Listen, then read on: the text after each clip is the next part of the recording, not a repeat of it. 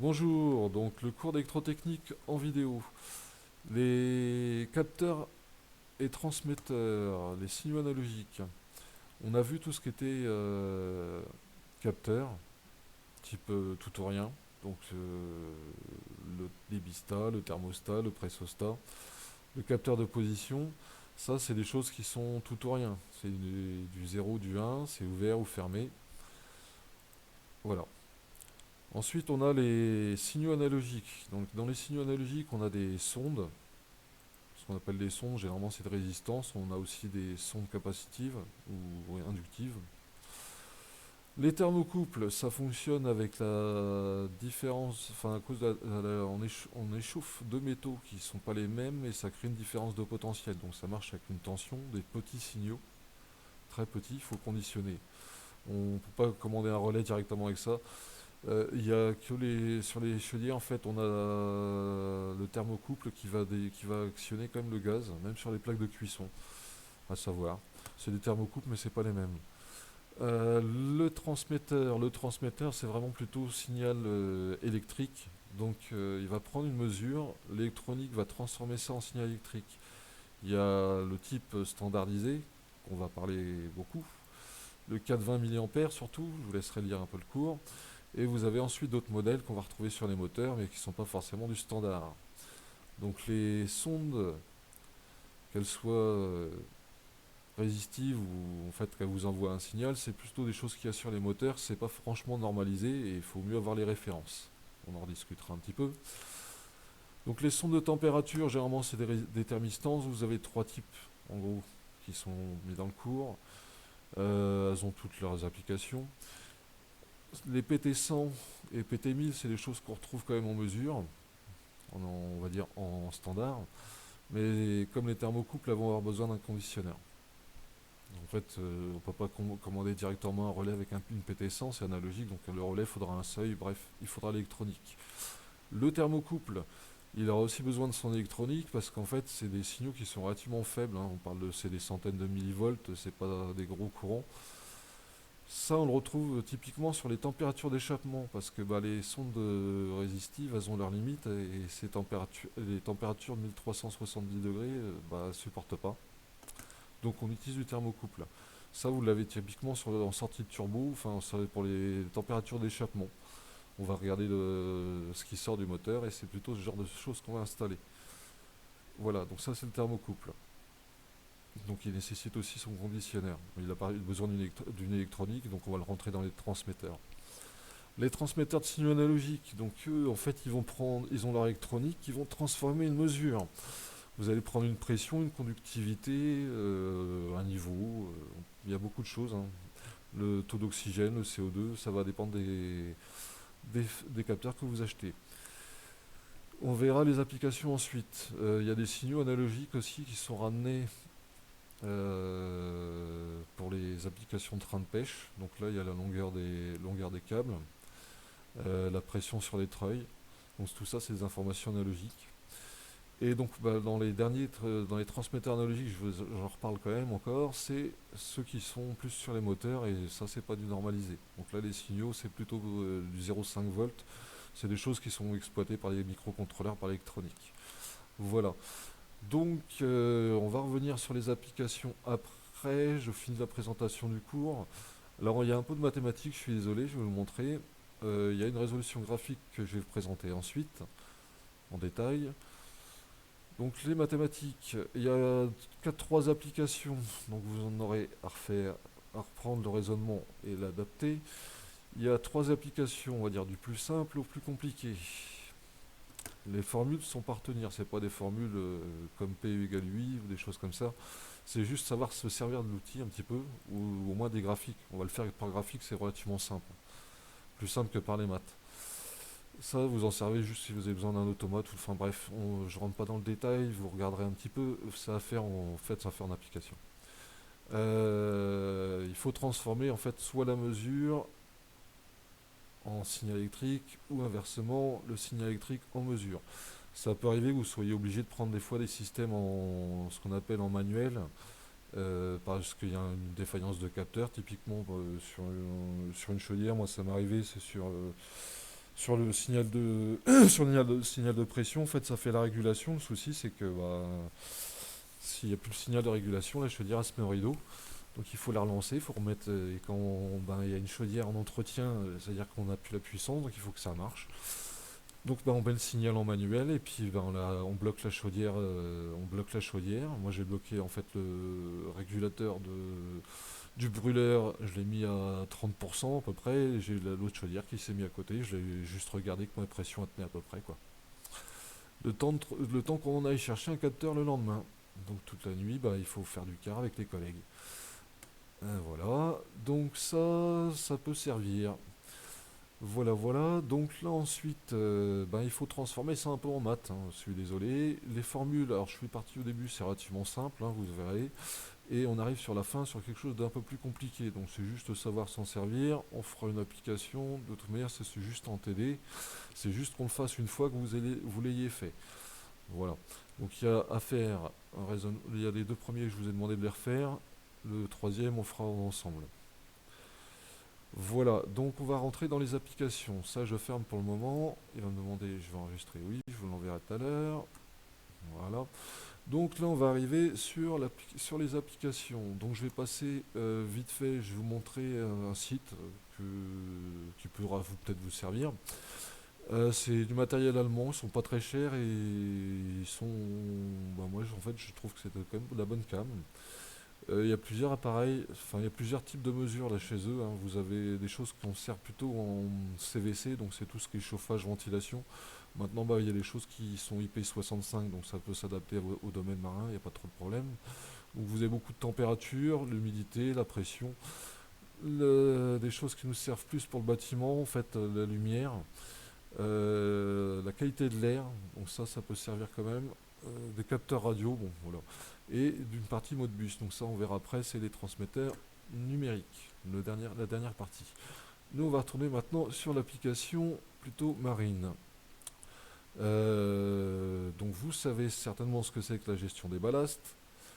Vous savez certainement aussi qu'on n'a pas le droit de balancer n'importe quoi à l'océan, c'est peut-être mieux pour les enfants. On a donc une gestion des ballasts qui se fait sur certaines unités. Alors, dans cette gestion, vous allez avoir beaucoup de capteurs, parce qu'en fait, il va falloir déjà mesurer la hauteur des ballasts. Après, il y a tout ce qui est centrale inertielle, tout ça, je rentre pas trop dans le détail. Je vais rester sur mes capteurs analogiques pour le moment, parce que les autres sont plutôt numériques. Et donc ça, c'est tout ce qui est les capteurs, en fait, qui vont nous servir, par exemple, à mesurer la hauteur déjà d'un ballast. Ensuite, pour voir si l'eau est polluée, on va utiliser la conductivité généralement. Après, il y a d'autres analyseurs, hein, on peut mettre du chlore, il y a des chlores dissous, il y a beaucoup de choses qu'on peut trouver, mais c'est pas chez eux que vous allez trouver ça. C'est plutôt chez les spécialistes du traitement d'eau. On va rester sur notre application pour le moment marine.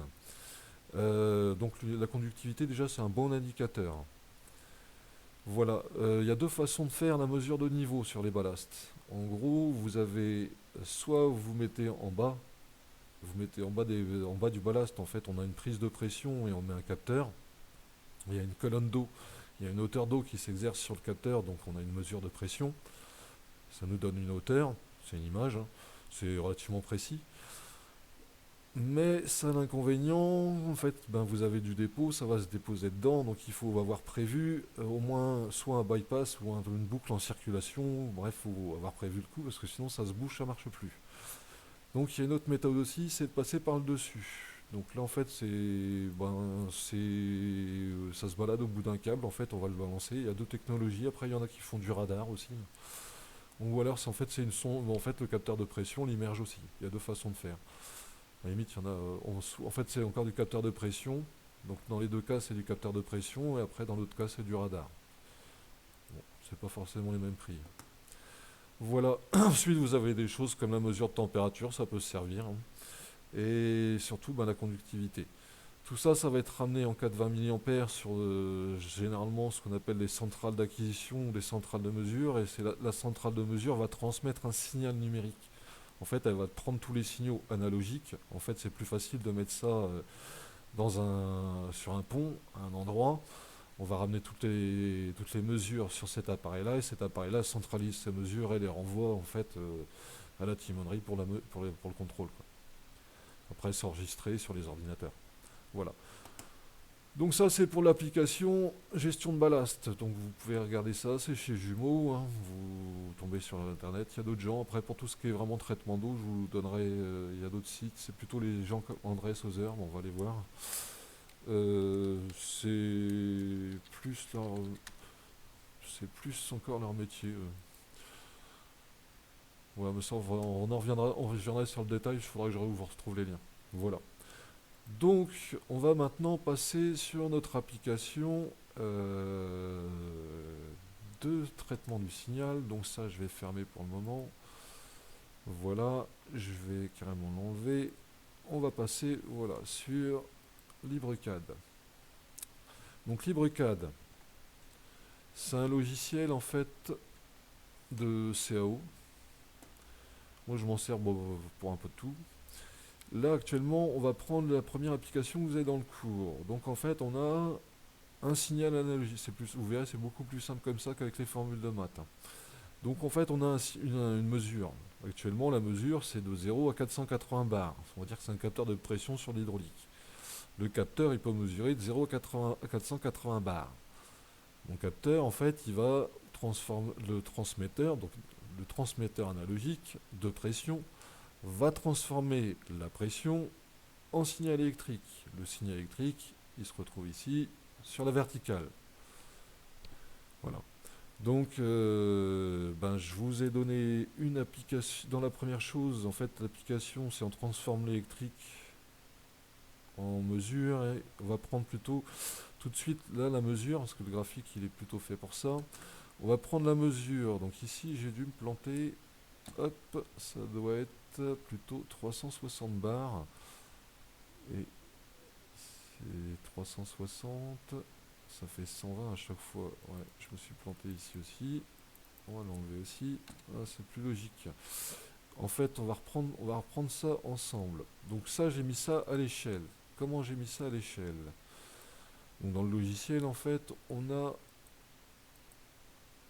en bas à droite, à gauche, excusez-moi, vous avez les points en fait. Ici, je suis au point 0. Là, je vais jusqu'à 2000. Donc ça correspond à 480. Ok, donc si ça correspond... Si 2000, ça correspond à 480, 240, c'est 1000. Donc entre les deux, 240 et 480, j'ai 240. Si je divise par 2, ça fait bien plus 160. Donc on est bien à 360. Hop. 360. Ok, 360, je suis ici. Donc là, je suis à 360 bars que je vais transformer en signal électrique. Hop, je me remets ici, excusez-moi. Voilà, ça ira mieux.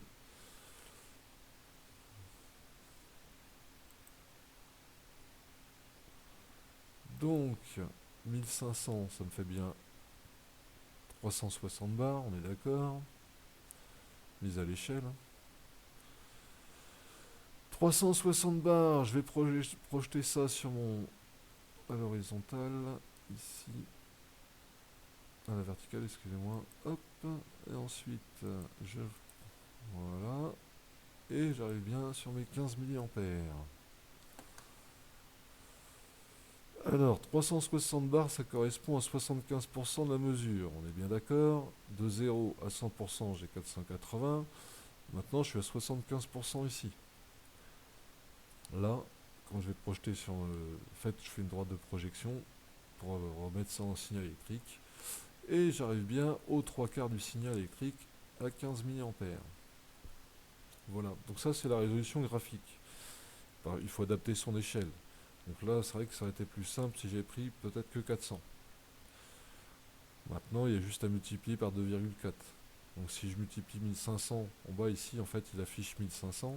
Si je multiplie par 2,4, enfin, Ça ferait 1500 en fait multiplié par 2,4 et il faut remettre ça après, ça va faire 3600 et je redivise après par 10. Donc en fait c'est multiplié par 0,24. 1500 multiplié par 0,24. Ici je vais faire la même chose. Je vais prendre 500, je multiplie par 0,24, je suis normalement à 120. Enfin ça fait 120 bars, hein. Donc 500 je suis à 120 bars. Je vais prendre l'outil. Hop. Donc ici je viens chercher en bas de l'écran. Je vois les coordonnées, je vois 500, donc je me mets à 500. Je projette sur mon axe. Ici, pour être sûr de ne pas me planter, je verrouille. Et j'arrive à 500. Donc là, je vais de 0 à, 500, à 2000. Donc ça fait bien 0 à 20 mA. Donc ici, quand je suis à 500, ça me fait bien 5 mA. J'ai bien 25% du signal pour 25% de la mesure. Ok. Je veux bien, la première fois, c'est pas super évident. Alors, on va recommencer. Mon signal, en fait, il va de 0 à 480. J'ai choisi une échelle. Donc j'ai choisi en fait, c'est 0,20, c'est une graduation en fait sur mon écran. 0, en fait, une graduation, ça me fait 0,24 bars. D'accord. Donc si, quand j'ai 1000 graduations sur mon écran, je multiplie par mon échelle de 0,24, ça me fait bien 240 bars. Voilà. Donc en gros, quand je mesure à l'écran 1500, je multiplie par 0,24 pour avoir la valeur de la pression. Donc 1500 multiplié par 0,24, je suis à 360 bars. Donc là, j'ai mis ma mesure à l'échelle pour mon écran. À partir de là, j'ai fait la même chose pour le courant. Le courant, je vais de 0 à 20 mA. J'ai choisi une échelle. Ici, je vais de 0 à 2000. Donc ça me fait en gros que pour 100 graduations sur l'écran, j'ai 1 mA. Parce que j'ai 2000 graduations que je divise par 20. 2000 divisé par 20, ça me fait bien 100. Voilà. Donc maintenant, quand je vais lire 500 ici, ça correspond bien à 500 divisé par 100, ça fait bien 5 mA. Ok. Donc on a bien mis on a nos échelles. Parfait. Donc là, je rappelle 0,24. Et ici, c'est une graduation, ça fait 0,24 bars. Ou 0,24 bars, ça fait une graduation. Voilà. 0,24 bars, ça fait une graduation. Et ici, 1 mA, ça fait 100 graduations. Ok. Voilà. Donc, moi, je vais prendre mon signal de 360, ma mesure de 360 bars. 360 bars que je divise par 0,24 pour avoir le nombre d'unités. Donc, je suis bien à 1500. 1500, je projette sur la courbe. Donc, la courbe, elle va. La courbe, enfin, sur la courbe. Sur la droite ici, en fait, comme c'est linéaire, ça me permet de convertir, hein. Le signal est linéaire, donc je peux tracer et projeter. C'est un peu comme quand on fait le trait 45, quand on fait du dessin industriel, c'est pareil. Donc, je me sers de cette courbe-là pour projeter, de cette droite-là pour projeter. On verra après qu'elle peut être décalée sur les autres photos, enfin sur les autres dessins. Voilà, donc nous on arrive à 360 bars que je trace, je projette. Je projette mes 360 bars et je vais lire sur mon échelle en milliampères. Quand je suis arrivé à 1500, ici, quand j'arrive à 1500, voilà, je l'ai décalé. Non, c'est ce que. Voilà. Je vais reprendre ici mon pointeur. Parce qu'en fait, comme j'avais verrouillé, il garde les coordonnées du point. Voilà. Là, je suis bien à 1500 en Y. Donc 1500, c'est le nombre de points entre guillemets d'écran. J'ai une échelle de 100 points pour 1 mA. Donc 1500, je les divise par 100, ça me fait 15. Et 15 mA. Donc la correspondance de ma mesure 360 bars, ça me donnera 15 mA. On fait la même chose en accéléré, un peu plus simple. C'est parti. Alors, j'ai maintenant une mesure de 120 mA. Donc, enfin, de 120 bars. 120 bars mis à l'échelle. C'est directement ici. Les 120 barres de mesure sont projetées sur la droite. La droite me permet de lire 5 mA. Donc, mon signal va de 0 à 480, donc 100%. Si je prends 25% de 480, c'est le quart de 480, ça fait bien 120 bars. Mon signal électrique, je dois en récupérer que 25%. 25% de 20 mA, c'est bien 5 mA. Voilà. Donc c'est assez pour les courbes, c'est linéarisé. Et c'est l'exploitation d'un signal 420 mA. Donc là, en fait, on l'a fait depuis la mesure. Ok, sur, je vais le copier, je vais le mettre ailleurs. Ok, voilà, je le remets où il était. Voilà, maintenant on va faire l'opération inverse. Donc là, c'est celui-ci. Donc là, en fait, il faut lui dire le point de base à chaque fois. Ok, je vais me remettre sur le 0. Voilà. Voilà, donc là, en fait, j'ai changé la disposition.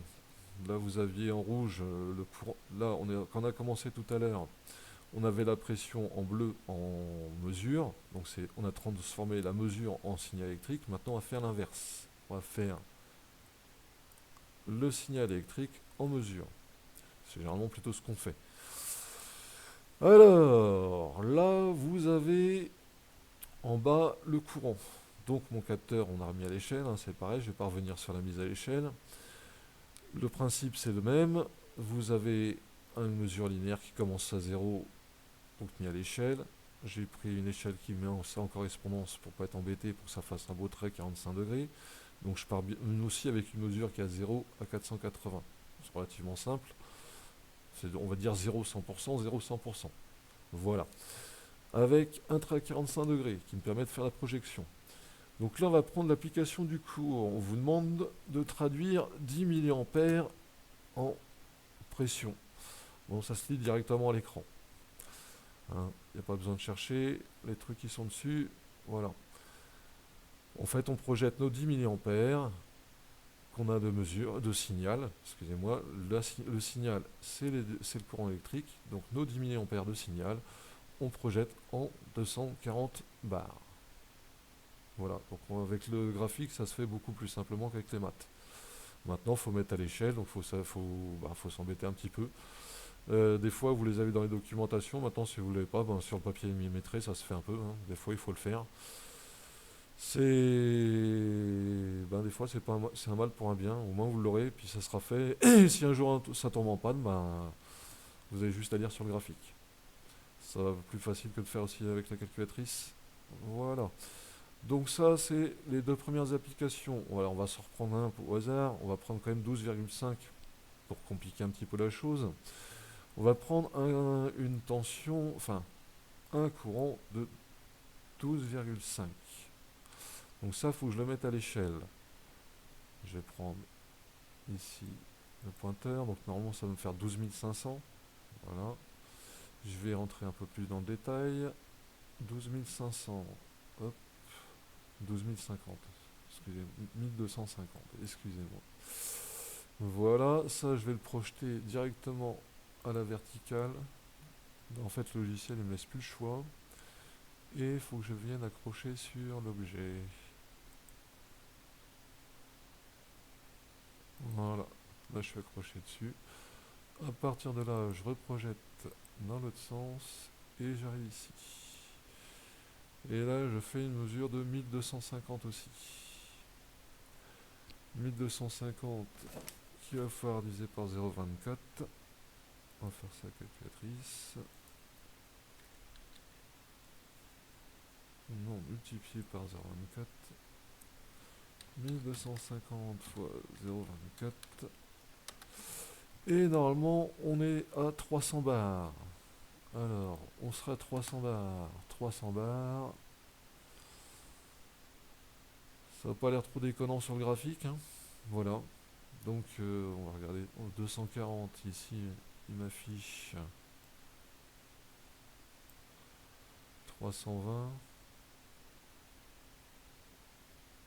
240, 260, 280, 300, 320. Donc là, ça ferait pas ça. 2,4. Donc ici, 240, 260. Bon, il faut refaire le calcul, mais de toute manière, vu la projection, c'est bon. On va pas s'embêter. Si vous voulez, vous ferez faire le calcul, mais à mon avis, on tombe sur les 300 bars. Hein. Voilà. En fait, moi, je l'ai fait à 1250 fois 0,24. On retrouve bien 300 bars.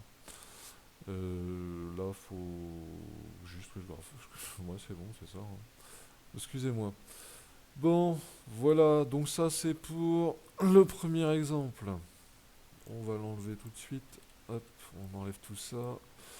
Alors, CTRL X, je spécifie mon point de base. C'est parti. Je recolle ça là. Voilà, donc le deuxième exemple. Le deuxième exemple avec la température négative. C'est celui-là. On commence par la mesure, hein, comme on a fait tout à l'heure. Je prends avec mon point de base. C'est parti.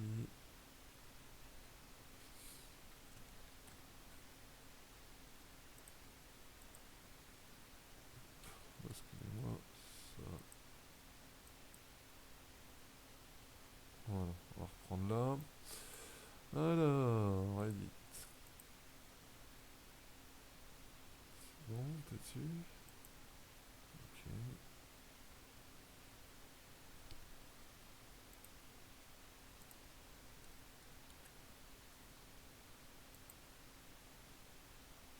Voilà, complètement décalé. Bon, je suis vraiment désolé. Voilà. Edit. Undo. Voilà. Je les prends. En fait, j'ai pas bien spécifié mon point de base.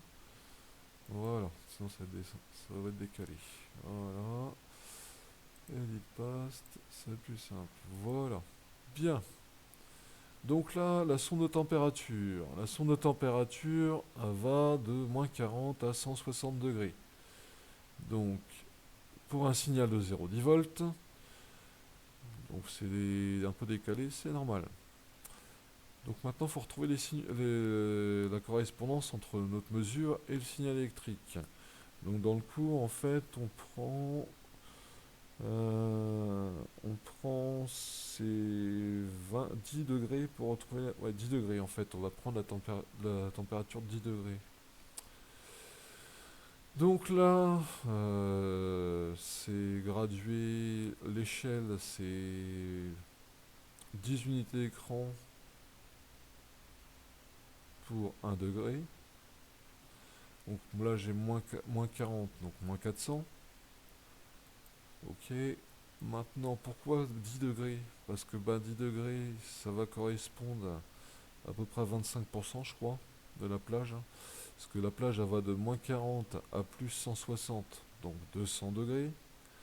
200 degrés, si je divise par 4, 200 degrés, ça fait bien 50 degrés. Ok. 50 degrés, je rajoute 50 à moins 40, j'arrive bien à 10 degrés. D'accord? Donc les 10 degrés, ça correspond aux 25% de la gamme de la mesure.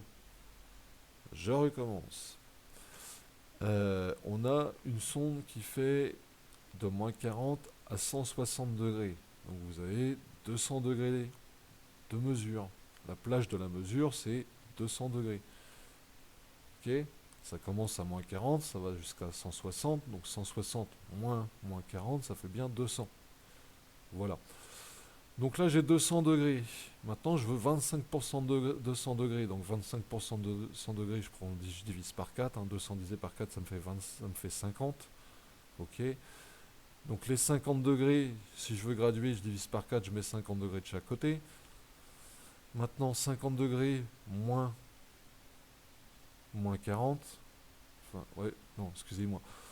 50 degrés plus moins 40, Parce qu'en fait, il faut commencer, il faut les 50 degrés. Si j'avais commencé à 0, ça aurait été à 50. Mais là, comme j'ai commencé à moins 40, il faut que je décale. Donc ça va nous ramener juste à 10. 50 moins 40, ça fait bien 10. Donc là, je vais me placer au point 100. Parce que tout à l'heure, je vous ai dit 10 unités, ça fait 1 degré. Là, j'ai 10 degrés, donc j'ai 100 unités. Voilà. Je projette comme on avait fait tout à l'heure. Donc je le verrouille pour ne pas me planter. Voilà. Et là, en fait, il va me donner le signal. Donc il me donne 500 que moi je remets à mon échelle. Donc dans mon échelle, j'ai pris, ça fait de 0 à 2000 pour 10 volts. Donc ça me fait 0,05 volts à peu près, enfin par unité. Où il me faut 1000 unités pour faire 5 volts. 500 unités pour faire 2 volts 5. Et c'est bien à 500 unités que je me retrouve ici. Là. Quand je vais projeter, voilà. Voilà. Le Y en fait c'est bien 500. Voilà. Donc je suis bien à 2 volts 5. Donc 2 volts 5 c'est bien 25%. On va le refaire. Maintenant on va prendre, on va le refaire juste celui-là. J'ai dit, ma plage de mesure c'est 200 degrés. 200 c'est 160 moins 140, moins 40. C'est 160 moins 40. Donc de 160 plus 40. C'est la plage. De là à là.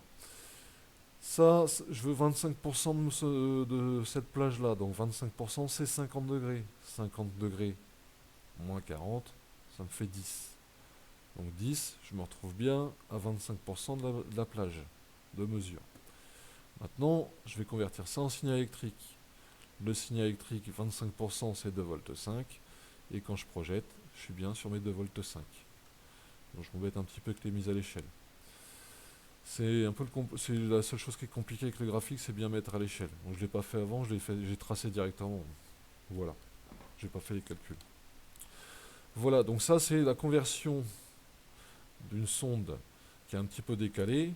La mesure elle est un petit peu décalée, donc ça vous oblige à réfléchir un petit peu plus. Le dernier qui est un peu plus complexe, surtout au niveau mathématique, parce qu'au niveau graphique, c'est pas super compliqué, mais il faut bien mettre à l'échelle. Donc là, je vais le recouper. 0. Hop, je vais le remettre à l'endroit où il était. Le verrouillage, il m'embête. Voilà. Voilà, donc là, le dernier exemple, un peu plus compliqué, et qu'on finira ensemble. Et on va finir par là. Edit. Et là, il faut bien faire attention point de base. Attention point de base. Et je vais le copier au 0. Voilà. Donc là, on est ici sur le dernier exemple. Donc c'est une sonde de conductivité qui renvoie donc de 40 à 200. Après, si vous voulez mettre des mini-Siemens ou des micro-Siemens, vous mettez ce que vous voulez. Le principe, c'est d'avoir une mesure, toujours. Là, la mesure, j'aurais pu être un peu plus pervers, elle a décalé de l'autre côté. Ouais. Mais on va rester là-dessus. On fera ça, de toute manière, on fera ça ensemble. Celle-là, c'est un peu plus compliqué au niveau mathématique. Après, au niveau graphique, il n'y a aucun problème. À la limite, vous verrez, elle est même peut-être plus simple que l'autre. En fait, on a une sonde qui nous renvoie de 40 à 200. Donc la plage est ici, la plage de mesure. Enfin, une sonde, un transmetteur qui nous renvoie une mesure de 40 à 200 microsiemens, qui convertit ça en signal 420 mA. Donc le 420 mA, voilà. Après, celui-là, vous ne le lâcherez plus. Il faudrait qu'on arrive jusqu'à lui. Le 420 mA, donc forcément, tout ça, c'est décalé. J'ai pris exprès 420 et 4200 pour pas trop compliquer encore. Donc là, on fait la même chose, hein, sauf que vos origines sont décalées, il faut bien les recaler. Après, ça sera pas vous n'aurez pas forcément entré à 45 degrés toujours, hein, mais le principe de la projection il marchera toujours, ça sera toujours linéaire. Ça sera pas forcément une droite à 45 degrés, là, c'est pour faire joli en fait. Après, vous pouvez avoir des droites décalées un petit peu, c'est pas grave, mais ça reste linéaire. Voilà. Donc ici, ben voilà, on se retrouve donc avec une mesure qui va varier. On va prendre, ben, si je prends 100, ici je tombe directement dessus, hein, je vais le faire exprès, hein. Voilà, donc si je prends une mesure de 100 microsiemens, que je vais transformer en intensité, je vais bien arriver sur 10 milliampères. Donc là, en fait, en bas, vous avez les coordonnées, il affiche 1000. Donc comme tout à l'heure, hein, on revient, on met une échelle. Ça fait 1 milliampère pour 10 unités, donc 1000, ça fait, enfin, ça me fait 100 unités pour 1 milliampère. Voilà. Donc j'ai 1000, je divise par 100, ça me fait bien 10 milliampères. Si je prends maintenant, par exemple, ben, je vais prendre 140 microsiemens. Ici, j'ai mon échelle, elle va de 0 à 20 à 2000. Donc ça me fait 10 unités d'écran pour 1 microsiemens. Donc là, je vais aller à 1400, je divise par 10, je suis à 140 microsiemens. Je trace. Je vais le verrouiller. Voilà. Et je vais me retrouver normalement à 1400 aussi de l'autre côté, puisque c'est un trait à 45. Je vais me trouver à 1400 qui correspondra à 14 milliampères. Voilà, donc il affiche bien en bas 1400. Voilà. Donc celui-là, bah, il est un petit peu plus compliqué parce que mathématiquement, il y a ça à gérer en fait. C'est ça. Graphiquement, il y a rien. En fait, il est limite plus simple que celui avec la température parce qu'il n'est pas décalé. Maintenant, bon, on pourrait. La dernière chose qu'on fera peut-être ensemble, c'est on ira sur le truc le plus compliqué qu'il peut y avoir. C'est bah, vous avez un signal qui commencerait à moins 40 de température et qui irait jusqu'à 200 au pire, et puis voilà. Voilà, voilà.